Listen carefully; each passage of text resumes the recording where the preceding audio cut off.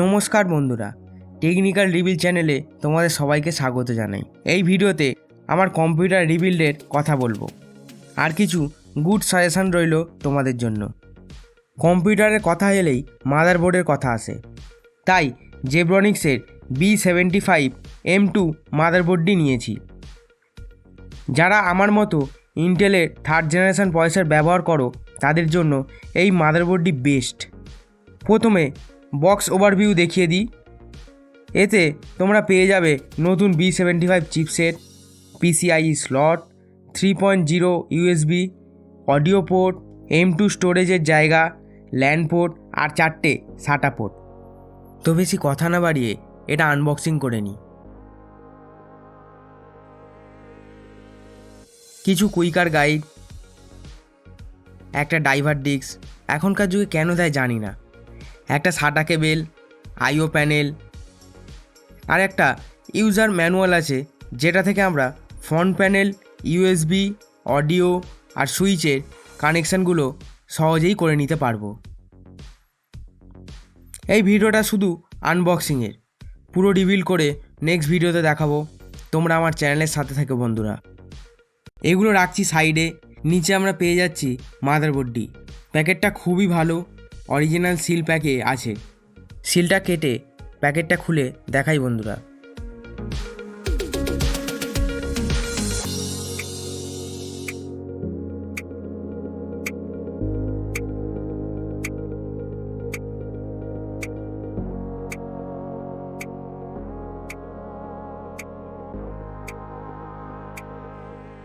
দারুণ, দেখেই মনে হচ্ছে বোর্ডটা অনেক ভালো হবে আর অনেক দিন চলবে।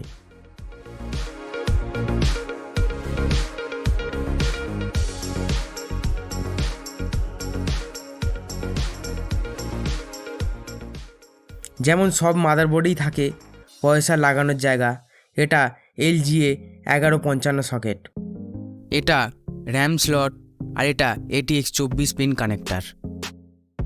SATA কানেক্টর সকেট, এই লাল রঙেরটা SATA 3.0 সকেট, যেটা এই মাদারবোর্ডের একটা advantage. Front panel connection pin আর একটা M.2 SSD স্লট, যেটা এই মাদারবোর্ডের বেস্ট লেটেস্ট ফিচার।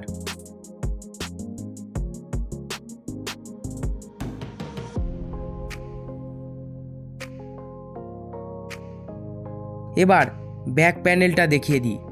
প্রথমে USB 2.0 দুটো, HDMI VGA পোর্ট, USB 3.2, আবার দুটো 2.0 USB port, LAN and audio port. Basically এই মাদারবোর্ডটি নেওয়ার একটাই কারণ, এটা মার্কারির এই 61 বোর্ড, এটাও 3rd জেনারেশন প্রসেসর সাপোর্ট করে, এতেও 3.0 আছে।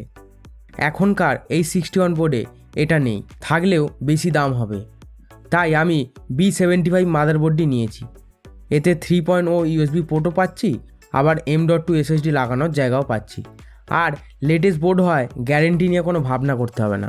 তাই এটা এই 61-এর থেকে বেটার অপশান আমার কাছে। আর একটি মেন কারণ, এই 61 বোর্ডটি আমার খারাপ হয়ে যায়, তো সেই জন্যই খুব অসুবিধায় পড়ি। একটা ইউটিউবারের কাছে কম্পিউটার খারাপ মানে অনেক বড় অসুবিধা। তাই আমি যখন সিস্টেম আপগ্রেড করছি তখন এই 61 থেকে B75-এ আপগ্রেড করলাম।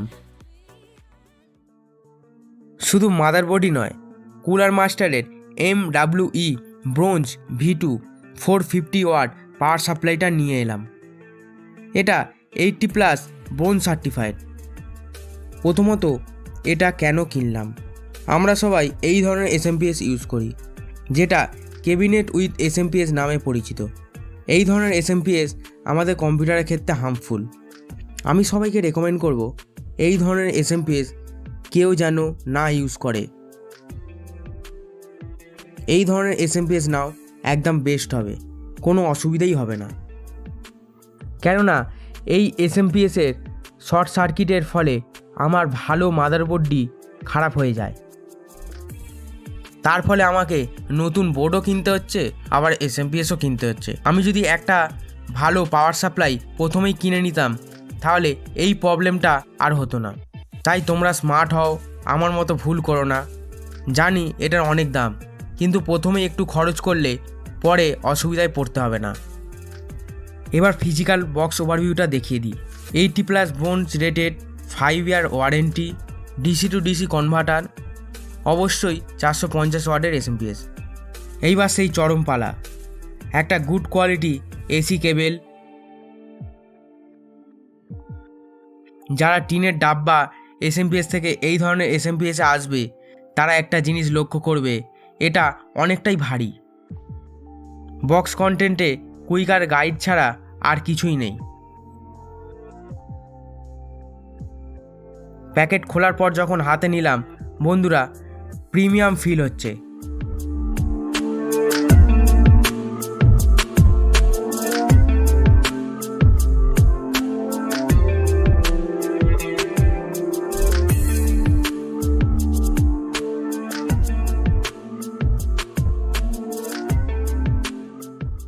তারের লেনটা অনেকটাই, কেবল ম্যানেজমেন্ট খুব ইজি হবে।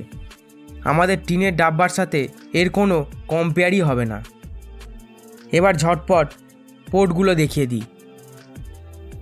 PCIe 6 পিন কানেক্টর একটা, PCIe 2 পিন কানেক্টর একটা, ATX 24 পিন কানেক্টর একটা, চেসিস ফ্যান এবং অন্যান্য অ্যাক্সেসরিজ লাগানোর জন্য 3টে কানেক্টর দিয়েছে। SATA পিন কানেক্টর 6টা,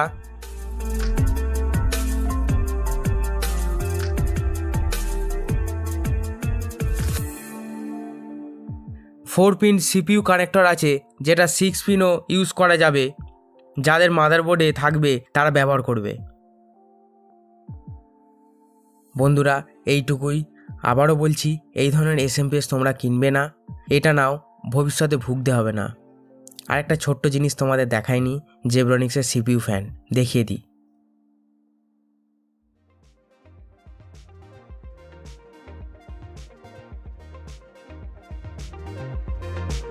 সো টাটা বন্ধুরা, দেখা হচ্ছে এর নেক্সট পার্টে। ফুললি সেট আপ করে দেখাবো, কী কী সুবিধা হচ্ছে সবই তোমাদের সাথে শেয়ার করব।